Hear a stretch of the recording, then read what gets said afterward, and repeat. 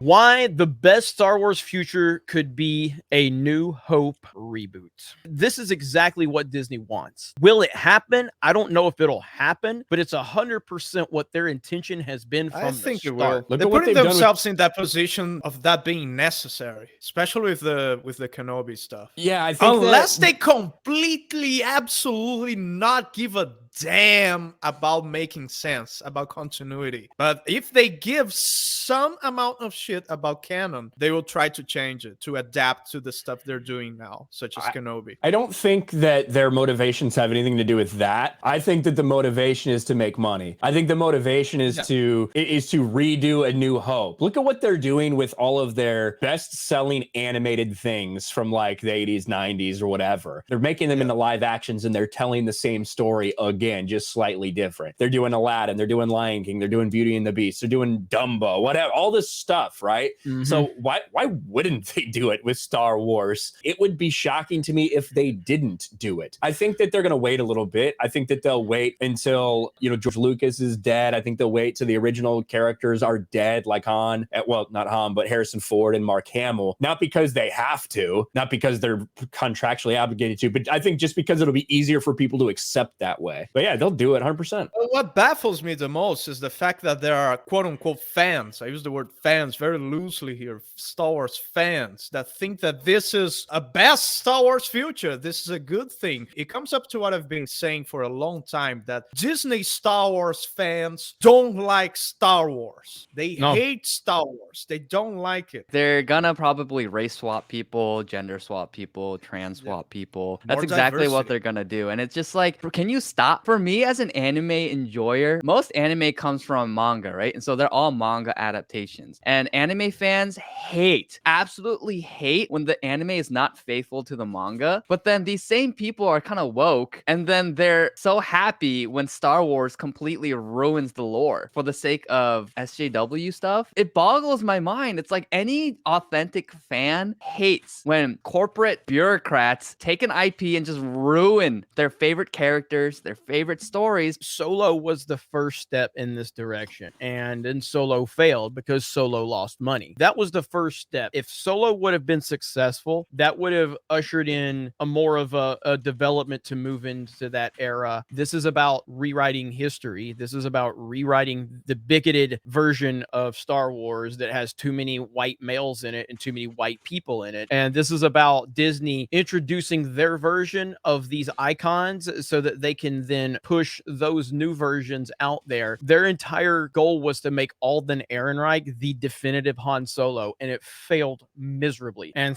that's what this is about. This is about, just rewriting that and changing it up to their current day standards and having the current identity politics that they want in it and the current messaging. This was always their intent, but it's a very difficult one. And they know that. They know they can't just do with Star Wars what they've done with The Lion King. They know Star Wars is difficult one. Plus, Star Wars is one long line of continuity, even though Disney doesn't seem to realize that. They 100% want to do this. Will they actually do it? I don't know, but I know for a fact, at least I believe for a fact, that they truly want to do this. And based off Solo, that movie had no reason to exist. Literally no reason to exist. That's why it's so important that Solo did fail. But moving forward, we're going to see. But I guarantee you that this is definitely the long-term goal for them. They've ruined everything they've tried to do. So like all of the stuff that they're currently working on is within a timeline that already exists with characters that already existed, because they can't move forward with the characters they created. No one's asking for the follow-up to episode 9. Nobody's looking for more Rey movies or more Finn or more Poe movies, because no one cares about them, but they really are focusing in on that time period with the Empire and the Rebellion and all of that. I think actually this upcoming Andor series, which is supposed to be pretty big, it's like the longest series by far of anything they're doing, even on Disney Plus. I think it's like 12 episodes or maybe more, maybe 13. This legitimately is an opportunity for them to do something, even though it's not sequel stuff, right? But it is a set of characters that maybe some of them you'll see from that were introduced in Rogue One or whatever. But for the most part, they're characters that they created, even though Rogue One is a fucking boring ass movie and it's a ripoff of Kyle Katarn and Jan Ors. They just gender swapped them. Nobody fucking noticed because because nobody wanted to call that shit out back then. But with that being said, this could actually be something that a lot of people might enjoy. They might do stuff to expand like the Star Wars galaxy for once in the past several years. I don't have any faith in it, but I think that this is much more likely to not fuck anything up and maybe actually get some value out of it than Obi-Wan Kenobi is. But it's not going to get him near the attention or the views or the eyes that the Obi-Wan Kenobi series did, and they know that. The way this was advertised, just so we're very fucking clear about this, the way that the Obi-Wan and Vader series was advertised was, by the way, we're gonna fucking destroy canon. And everybody said, yay, I'd love to watch that. So I have no faith that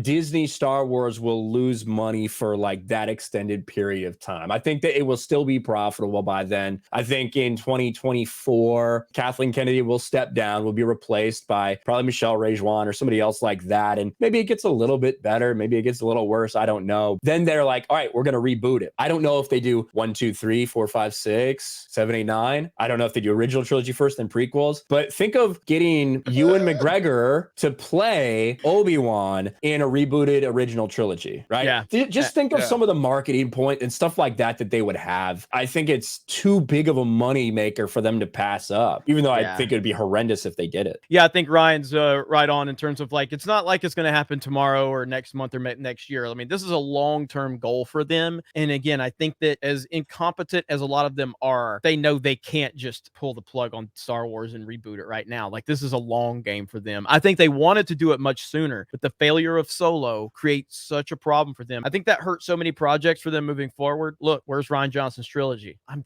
telling you, if Solo would have done 800-900 million worldwide, you'd have your Ryan Johnson's trilogy. You would have had a lot different looking Star Wars universe. That's how impactful that one film was, because it showed that the fans actually were right about The Last Jedi. The general audiences didn't respond. Literally no one responded. That's how bad it was. And so if you didn't pay to go see Solo, consider yourself part of the rebellion there. Welcome to the rebellion, as Jay would say.